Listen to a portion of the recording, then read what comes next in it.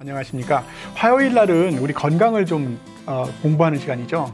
화요일에 건강 멘토 이창주 신경외과 원장님 모셨습니다. 어서 오십시오. 네. 안녕하세요. 안녕하세요. 네. 네, 신경외과 전문 이창주입니다. 네. 네. 우리 보통 많은 일들이 있지 않습니까? 아이고 두야 하는데 네.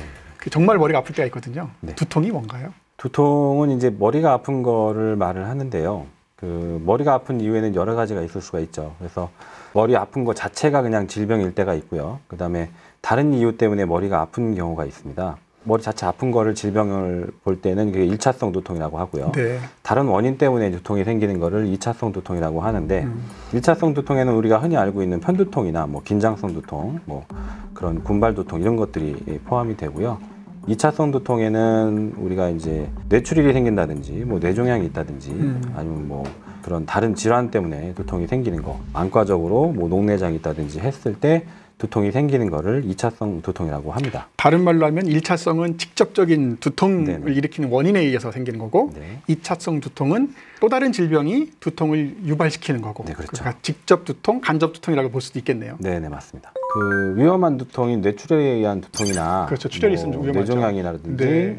뭐 뇌염이라든지 뇌수막염 이런 것들은 뇌압이 상승되기 때문에 머리 전체적으로 좀 아픈 편이고요.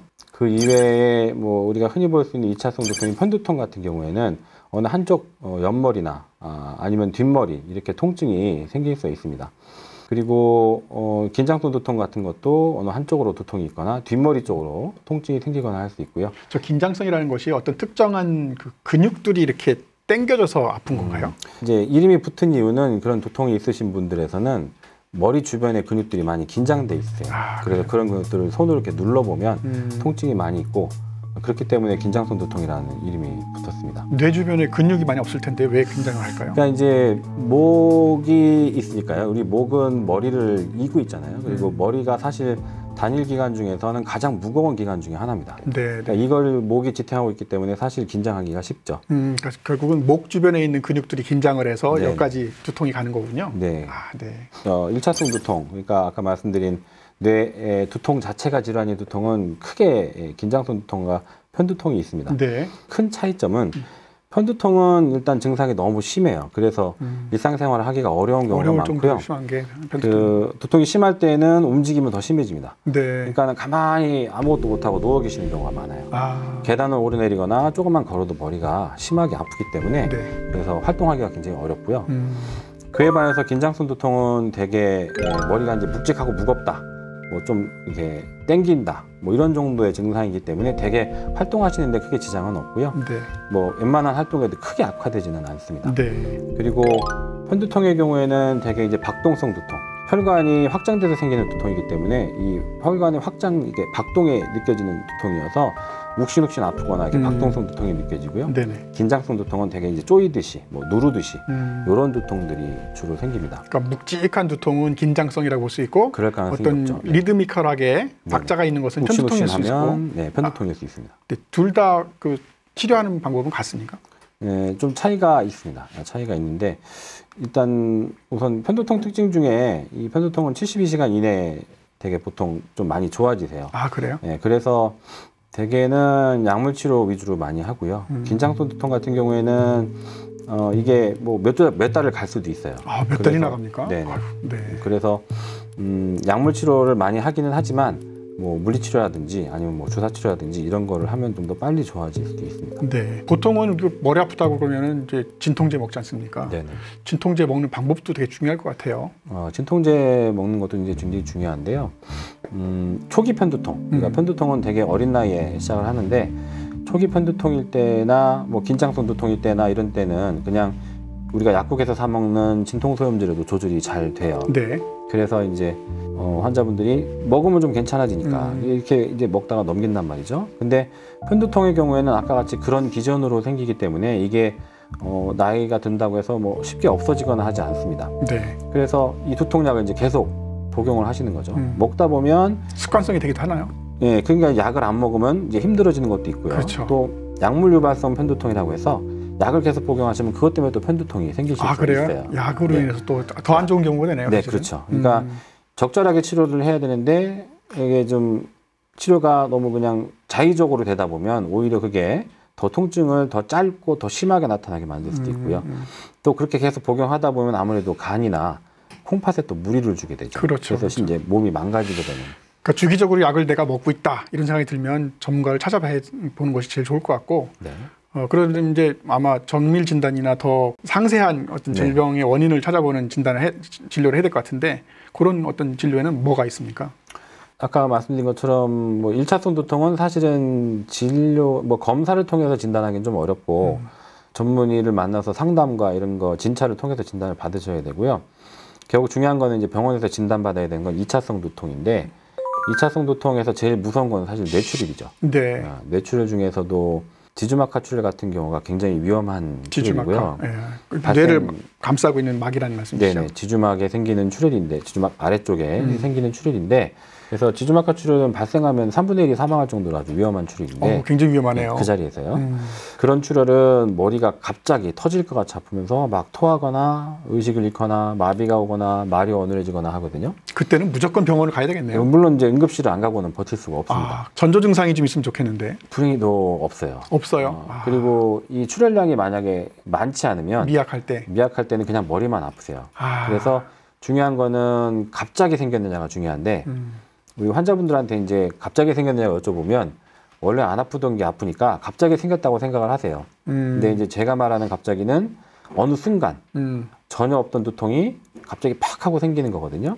근데 이제 환자분들이 그걸 잘 구분을 못 하시니까 그럴 수밖에 없겠는데요. 저 같은 경우는 어떻게 여쭤보냐면 두통이 뭐 하다가 생기셨어요? 라고 여쭤보면 대개 이제 긴장성 두통이나 이런 것들은 뭐 며칠쯤 잘 모르겠어요. 뭐 어제 오전 뭐 이렇게 얘기하시는데 출혈성이신 분들은 어제 샤워하다가 아니면 어제 라면을 끓여 먹다가 갑자기 머리가 아팠어요. 이렇게 얘기를 하시거든요. 뭐 바늘이나 벌에 쏘이는 것 같은 거겠네요. 그러니까 뭐 얘기하다가 갑자기 탁 오니까 표현은 망치로 갑자기 때리는 것 같다 이렇게 얘기를 하시는 우리 보통 테니스 치다가 왜 그 텐던 찢어질 때 그런 느낌이처럼 뇌에 생기는 것 같겠네요. 그렇죠. 이제 팍 하고 두통이 생기는 거죠. 멀쩡하다가. 네.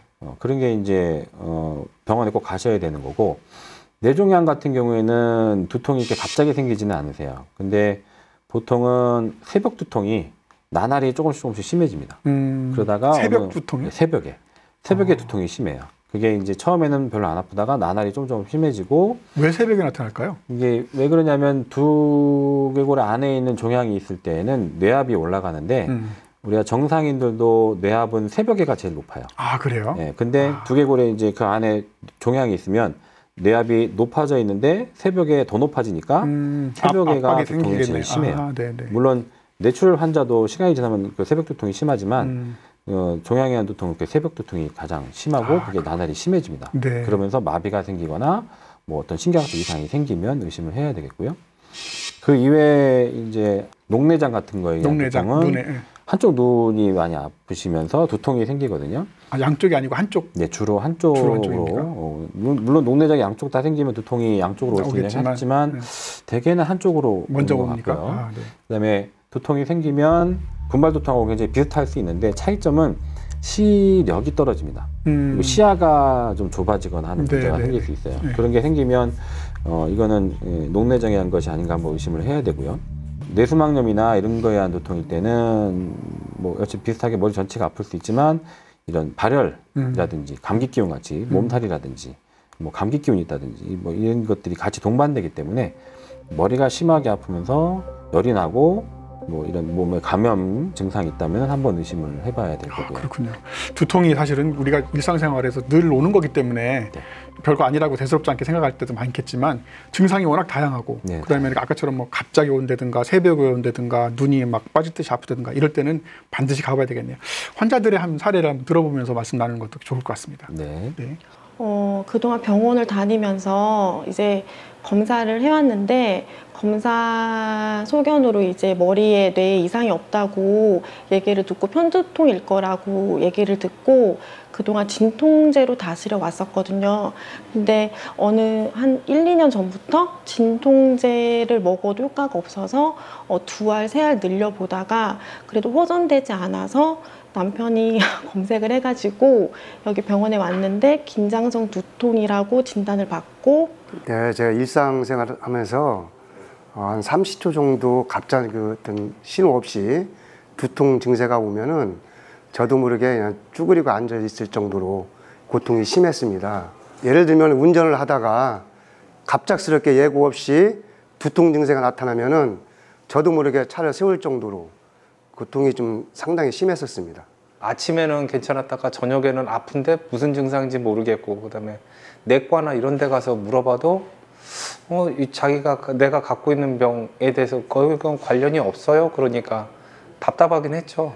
그 눈은 점점 침침하는데 주변 사람한테 물어보니까 노안이다, 아니면은 안경 도수가 좀 잘못된 것 같다, 뭐 이런 얘기만 들었으니까. 여자분 같은 경우에는 아마도 원래 편두통을 진단을 받으셨고 약으로 잘 조절이 되셨던 것 같아요. 네. 근데 이제 그 편두통이 있었던 중에 긴장성 두통이 생기신 거죠. 근데 긴장성 두통이 생긴 거를 편두통이 좀 심해졌구나. 그래서 네. 편두통 치료를 쭉 하신 거예요. 근데 이제 제가 진찰해 보니까 이게 긴장성 두통이더라고요. 그래서 아마도 편두통에 긴장성 두통이 같이 있는 거를 놓치셔서 아마 치료가 잘 안 됐던 것 같고요. 네. 그래서 긴장성 두통 치료를 하고 난 다음에는 좋아지셨고, 두 번째 남자분 같은 경우에는 이 한쪽을 팍팍 찌르는 두통인데, 네, 욱신욱신한 거. 네, 욱신욱신한 거.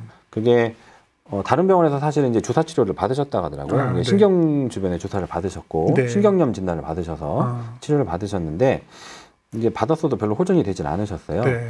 그게 아마도 제 생각에는 그 신경을 자극하는 근육이 또 따로 있습니다. 그래서 그 근육이 원인인데 그게 해결이 안 되니까 자꾸 신경만 이제 치료를 하니까 잘 안 나아졌던 것 같아요. 그다음에 세 번째 환자분 같은 경우에는 머리가 아픈데 이 머리 아픈 걸 환자분이 원래 혈압이 있으셨기 때문에 내가 혈압이 조절이 잘 안 되는구나 네. 라고 생각해서 그쪽으로만 생각하셨다는 거예요. 그리고 눈이 불편한 거에 대해서도 이거 눈이 불편하니까 뭐 눈에 문제가 있나 보지 그러고서 그냥 안약만 믿고 지내신 거예요. 그래서 네. 진찰을 해보니까 그분은 전형적인 긴장성 두통이셨고 긴장성 두통 환자 중에도 꼭 편두통이나 긴장성 두통도 눈 쪽으로 불편하신 게 생기는 경우가 있거든요. 네. 그래서 그런 경우셨던 거죠. 그래서 그분도 긴장성 두통을 치료를 하니까 좋아지셨던 그런 네. 상황이고요. 이렇게 환자들이 막 못 고치다가 선생님 만나가지고 문제가 해결되면 굉장히 좋아하실 것 같아요. 네네. 그런데 두통의 치료 방법이 되게 많을 것 같은데 뭐 간단하게라도 좀 정리 한번 해주십시오. 네네. 일단 뭐 편두통은 이제 약물 치료가 기본이 되겠고요. 편두통을 치료할 때는 두통이 발생을 했을 때 초기에 그거를 조절해 주시는 게 좋아요. 초기가 좋다. 네, 그래서 보통은 두통 발생은 2시간 이내 또는 전조 증상이 있을 때 약을 드시는 게 좋고요. 네. 긴장성 두통 같은 경우에는 되게 이제 목 주변의 근육이 긴장되어 있기 때문에 간단한 진통소염제나 근육이완제를 복용하시면서 물리치료를 받아도 많이 좋아지세요. 근데 이 근육 긴장이나 이런 게 너무 심한 경우에는 그런 걸로 잘 치료가 되지 않기 때문에 그런 때는 이 뒤쪽에 긴장되어 있는 근육이나 또는 신경 주변에 이 초음파를 보면서 좀 주사를 좀 해드리면 그러면 좀 빨리 좋아지시는 편입니다. 뭐 요가나 도수 치료 이런 것도 효용이 좀 있습니까? 목 주변의 근육이 긴장돼 있다 보니까 그거를 풀어줄 수 있는 요가나 뭐 필라테스 뭐 아니면 뭐 병원에서 할 수 있는 거는 도수 치료 같은 것도 네네. 도움이 될 수 있습니다. 네. 편두통도 약간 치료 방법이 좀 다를 것 같아요. 네. 어떻습니까? 그래서 약물 치료가 기본으로 되겠고요. 2시간 이내 약을 복용하는 게 굉장히 중요하겠고, 네. 그리고 평상시에 증상이 생기기 전에 보통 전조 증상이 있는 경우가 있으세요. 전조 증상이 있을 때는 그때 또 복용하는 약이 또 따로 있습니다. 그래서 그런 걸 복용해서 아예 통증으로 진행되는 걸 좀 막을 수도 있겠고요. 그리고 이것도 잘 안 돼서 두통이 심해져서 조절이 안 된다. 그런 때는 이제 제한적으로 그쪽에다 주사 치료를 하면 또 좋아지는 경우가 있습니다. 뭐 일상 생활을 하면서 우리가 보통 얘기하기로는 뭐 카페인이 두통에서 좋아 뭐 이런 얘기도 하거든요. 네네. 뭐 카페인이나 아니면 뭐 머리를 스스로 이렇게 마사지하거나 목 마사지 해주는 것도 도움이 좀 됩니까? 네, 카페인은 좀 장단점이 있습니다.